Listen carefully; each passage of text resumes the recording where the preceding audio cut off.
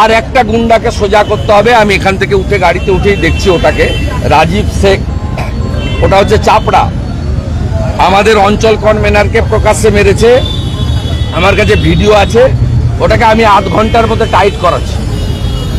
আর বাকি যে গুন্ডাগুলো আছে পরের দফাগুলোতে বলবো বিজেপি কর্মীদের সঙ্গে, নেতাদের সঙ্গে সম্পর্কটা মধুর করুন, নইলে 4 তারিখের পরে অনেক কিছু ঘটবে, আরো টাইট হবে, আরো টাইট হবে। তেলেঙ্গানা এবং অন্ধ্রপ্রদেশে ভোট আজকে শেষ হয়ে যাবে, কাল থেকে হাজারে হাজারে প্যারামিলিটারি আসবে।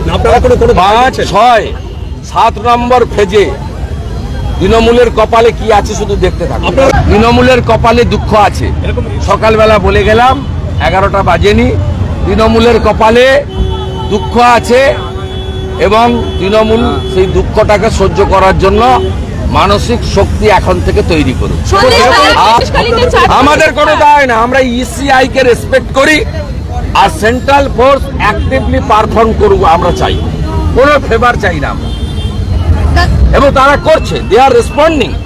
আমি আপনাকে বলছি না, পাড়ার ভিতরে আপনার বাড়ির সামনে কে ফোর্স থাকবে, ভোটিং ক্যাম্পাস, বুথ এবং কম্পার্টমেন্ট যেখানে আমরা বোতাম টিপছি ওটা 100% প্রোটেক্টেড দিয়েছে। তাই তৃণমূলের কোনো খেলা চলবে না, শুধু ঠাকুরকে ডাকুন 80%-এর বেশি যেন 80% যেন পোল হয়, তারপরে দেখবেন হীরক রানী বাই বাই। দেখুন, এরা গতকাল সারা দিন ধরে, রাত্রি ধরে কিছু নির্দিষ্ট জায়গায় গুন্ডামি করেছে এবং এই গুন্ডামির খবর আমাদের কাছে ছিল। আমি ওভারঅল বলি যে কায়দায় তৃণমূল এর আগে ভোট করেছে, করতে পারছে না। এবারে ধরুন রায়নার হিজলনাতে করেছে, ওখানে একটা নির্দিষ্ট সম্প্রদায়ের ভোট 90% আছে, তাদেরকে ব্যবহার করছে।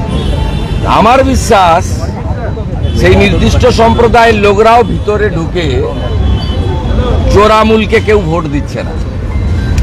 ওরা মন্তেশ্বরে করেছে 3টে বুথে, দুর্গাপুরের একটা বুথে করেছে, বাড়ুইতে 10টা বুথে করার চেষ্টা করেছিল, পারেনি, আমরা এজেন্ট ঢুকিয়েছি, সারা রাত্রি আমি জেগেছিলাম। আমাদের নানুরে একটা বুথে করেছিল, পারেনি। বড়োয়াতে মাহে আলাম বলে একটা গুন্ডা, ও শাসিয়েছিল, এখন ভোটার ঠেলে বেরোচ্ছে।